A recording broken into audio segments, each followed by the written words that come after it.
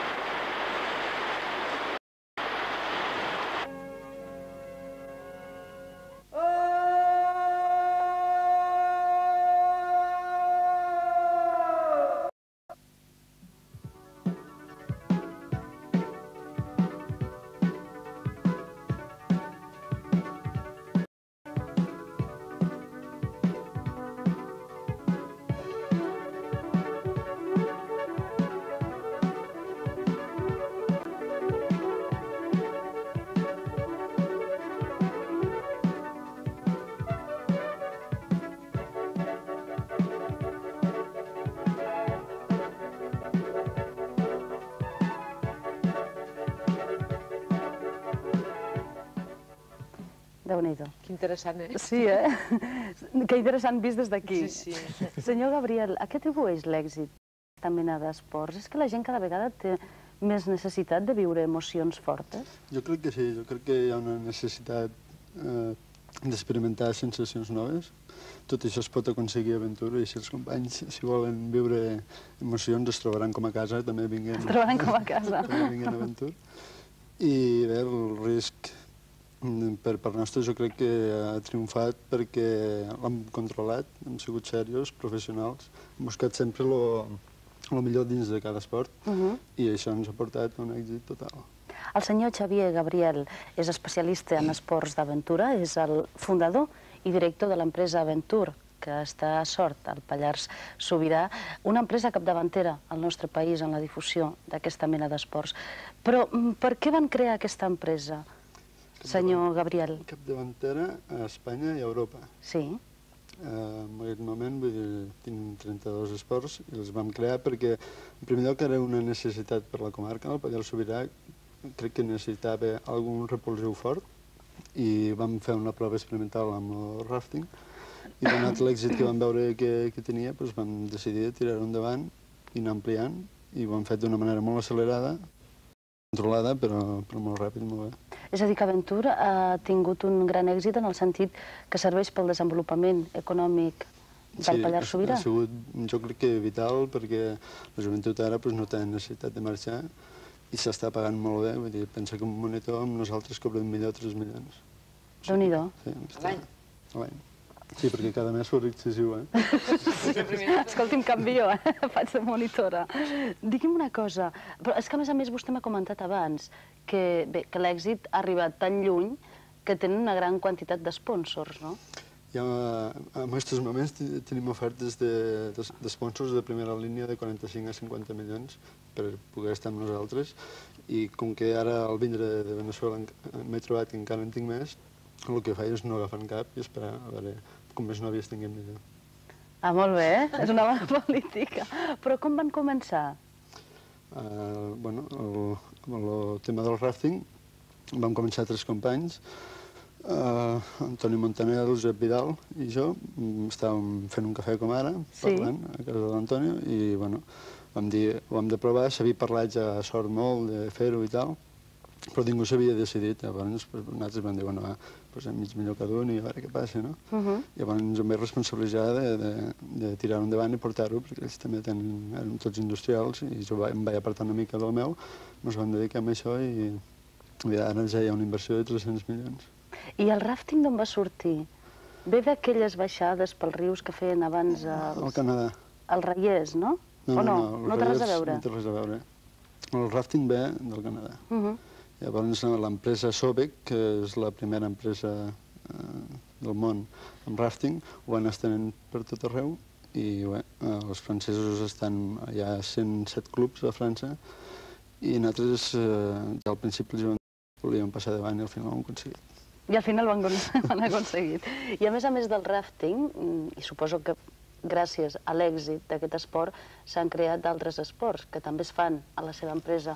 Com per exemple, quins? N'hi ha que els hem creat nosaltres mateixos, com el raft puenting, que és agafar la barca i tirar-la del pont. El mateix que s'ha vist ara. Perdó. Tirar-la des del pont amb la gent a dins? Sí, amb un sol.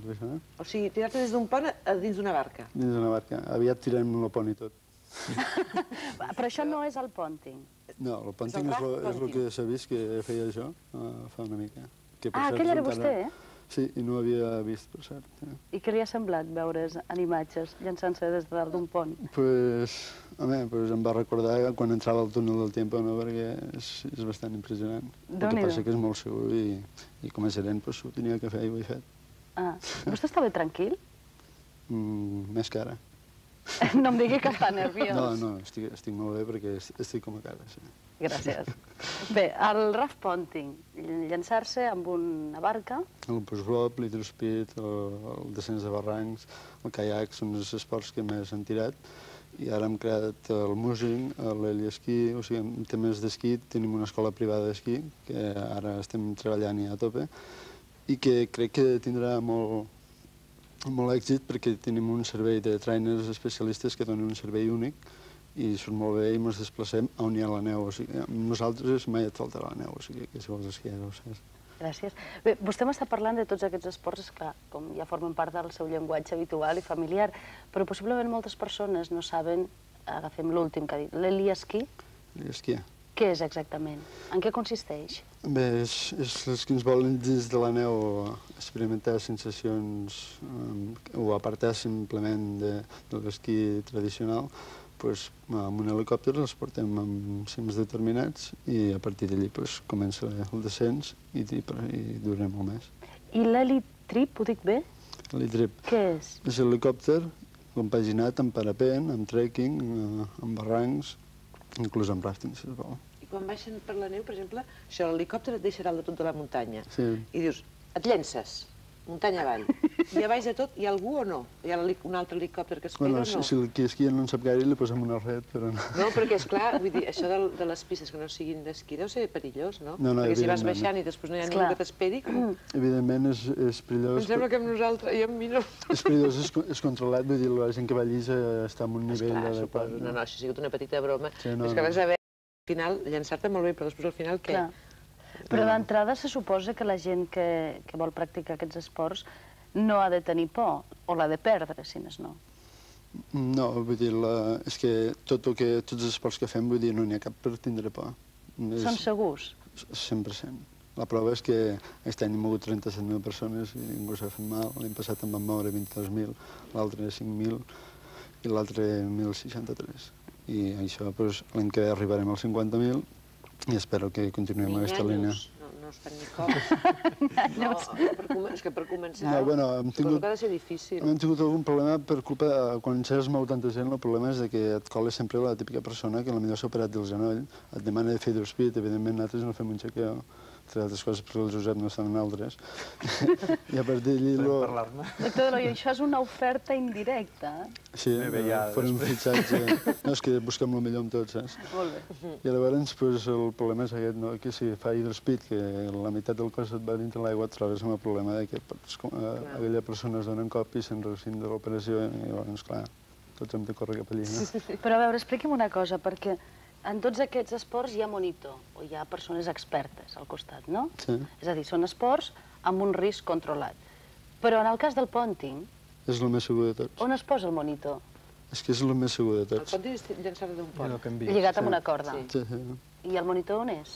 El monitor està de la poni, és el que he preparat tota la instal·lació, s'ha preocupat de que la bateria que et poses, el buit, tot estigui en perfectes condicions, i a partir d'allí depèn de tu, deixar-te anar i...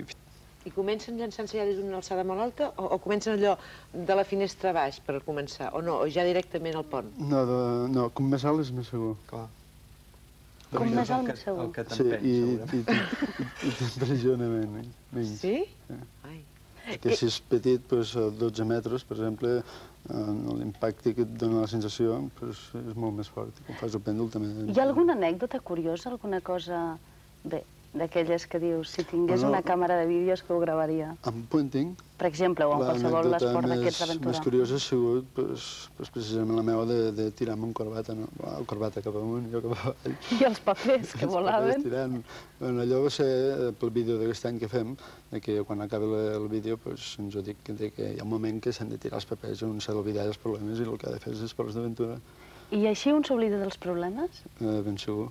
Garantia total? Amb tots els executius, que és el nostre plat fort que tenim de clientela, els hi garantim totalment. Tots els executius menys jo. Perquè jo m'estresso amb ells. Vostè s'estressa amb ells, perquè ho practica sovint. Perquè ho No, practica és que jo sovint. no puc practicar, no tinc temps. Ah, no té temps. Bé. No, però alguna vegada interessa fer-ho. Però respecte al pònting, esclar, és que vostè potser es sorprendrà que nosaltres li fem aquest tipus de preguntes quan, segons vostè, és una cosa molt normal, gens dificultosa, gens perillosa. Però, esclar, per nosaltres, vist des de fora, t'ho imagines com una cosa realment, sí, molt perillosa. Aleshores, clar, la meva pregunta és, un cop has arribat a baix, en el cas del pònting, un cop has arribat a baix, et quedes tan tranquil? Quedes relaxat, satisfet, has tingut una sensació que ningú l'ha viscut, a menys que l'hagi practicat. De valor, suposo, haver aconseguit superar la por. Sí, no, és que és el que més impressiona i la gent diu, no, estos estan bojos, que va, els que ens estan bojos són els que se tiren sense corda. Nosaltres no, tot el contrari. Nosaltres tenim molt clar el que volem, com s'ha de fer, ho fem, i disfrutem, i a partir d'allí entres en un estat tranquil, molt relaxat i satisfet d'haver aconseguit alguna cosa com el que jo aconseguís un cim, no? Ja. Jo m'imagino que el públic que més aprecia aquests esports deu ser jove i atrevit, esclar. Bé, nosaltres bàsicament tenim un 70% de 20 a 35 anys, el tipus de gent que ens ve. Però ara aquest any inclús volem treure el rafting per la tercera edat. El rafting per la tercera edat? Sí, ho volem tocar tot, sí. Com ho veu això, doctor Deloyo? Bé, de fet el rafting no sembla que sigui dels més arriscats, no? És dels que més m'atreviria. Bé, vull dir, pensa que hi ha el rafting per crios, que ja ho estem fent, els viatges de fi de curs s'estan promocionant molt, la gent ja no vol anar als típics puestos que anava fins ara i s'està tirant molt de vindre cap allà precisament per poder practicar, fer el còctel de setmana, practicant tots aquests esports, no? I vull dir, de la mateixa manera, a la tercera edat, amb un tram de nens ho pot fer perfectament.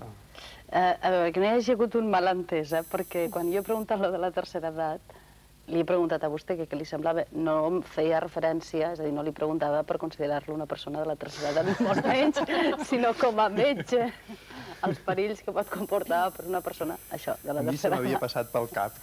No, és que jo matitzo, per si. Bé. Encara no, vaja.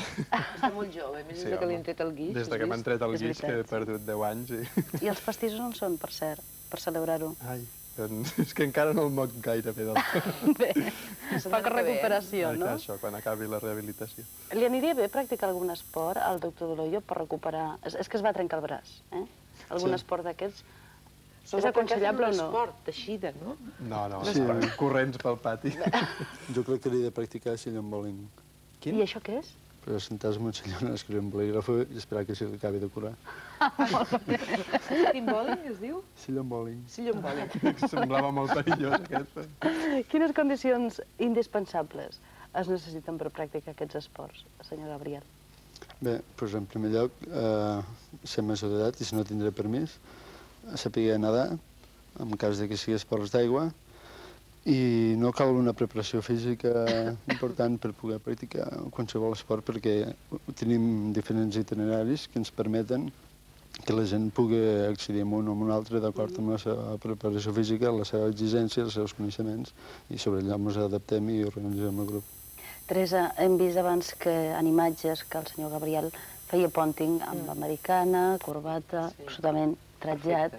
Però tu quin vestuari recomanaries a un home que volgués fer pònting sense perdre l'elegància?